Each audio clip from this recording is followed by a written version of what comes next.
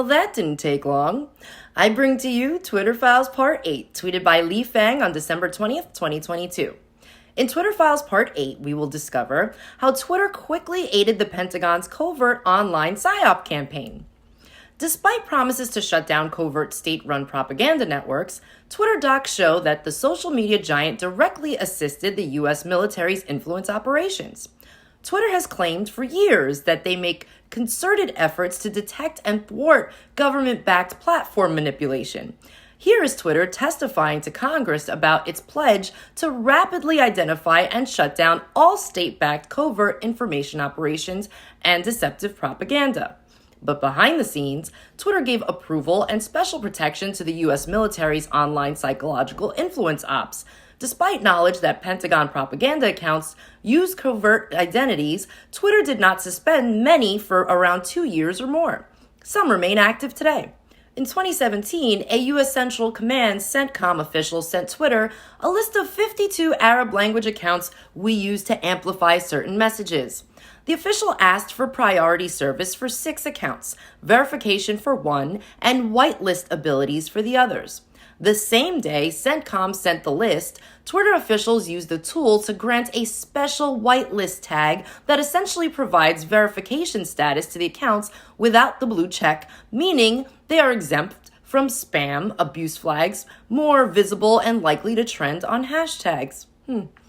The Centcom accounts on the list tweeted frequently about U.S. military priorities in the Middle East, including promoting anti-Iran messages, promotion of Saudi Arabia, U.S.-backed war in Yemen, and accurate U.S. drone strikes that claim to only hit terrorists.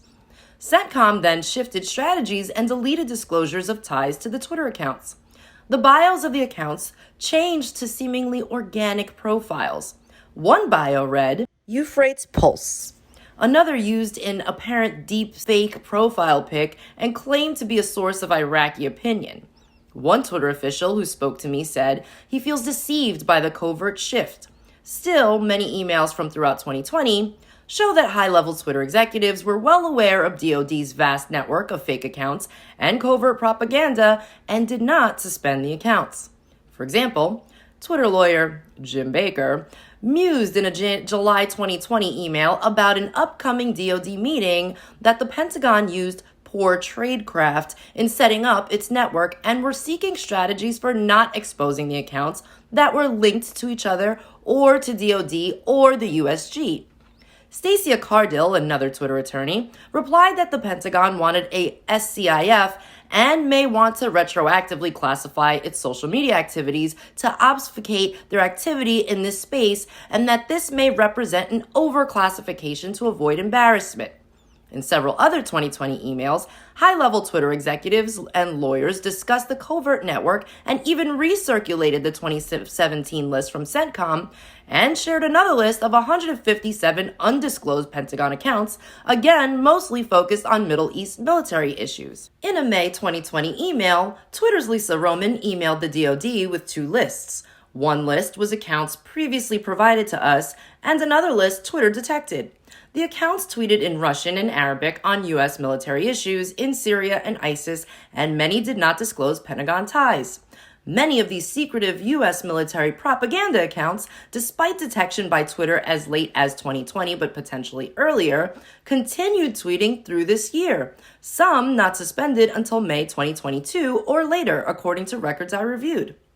In August of 2022, a Stanford Internet Observatory report exposed a U.S. military covert propaganda network on Facebook, Telegram, Twitter, and other apps using fake news portals and deep fake images and memes against U.S. foreign adversaries. The U.S. propaganda network relentlessly pushed narratives against Russia, China, and other foreign countries. They accused Iran of threatening Iraq's water security and flooding the country with crystal meth, and of harvesting the organs of Afghan refugees. The Stanford report did not identify all of the accounts in the network, but one they did name was the exact same Twitter account Centcom asked for whitelist privileges for in its 2017 email. I verified via Twitter's internal tools. The account used AI-created deepfake images. In subsequent reporting, Twitter was cast as an unbiased hero for removing a network of fake user accounts promoting pro-Western policy positions. Media covering the story described Twitter as evenly applying its policies and proactive in suspending the DoD network. The reality is much more murky. Twitter actively assisted Centcom's network going back to 2017, and as late as 2020 knew these accounts were covert and designed to deceive and manipulate the discourse, a violation of Twitter's policies and promises. They waited years to suspend. Twitter's comms team was closely in touch with reporters working to minimize Twitter's role. When the Washington Post reported on the scandal, Twitter officials congratulated each other because the story didn't mention any of Twitter's employees and focused largely on the Pentagon. The conduct with the U.S. military's covert network stands in stark contrast with how Twitter has boasted about rapidly identifying and taking down covert accounts tied to state-backed influence operations, including Thailand, Russia, Venezuela, and others since 2016. Li Fang ends with a link to this article and says, "Here is my reported piece with more detail. I was given access to Twitter for a few days. I signed and agreed to nothing. Twitter had no input into anything I did or wrote. The searches were carried out by a Twitter attorney, so what I saw could be limited." After years of knowing that we've been lied to, and more recently understanding and seeing it unfold, while seemingly a big portion of the country is still in the dark, I have to say, I'm floored. If anyone you know is not caught up on all 8 parts, I urge you to share this information. The only way we stop this is to continue to bring awareness to what is truly happening around us. But because a lot of this is very deep and very dark, I will leave you with some of the memes I found in the comments. But until next time, I will continue to pray that all of the players involved in this corruption will be brought to justice so we can find the means to a better future. Thanks for listening.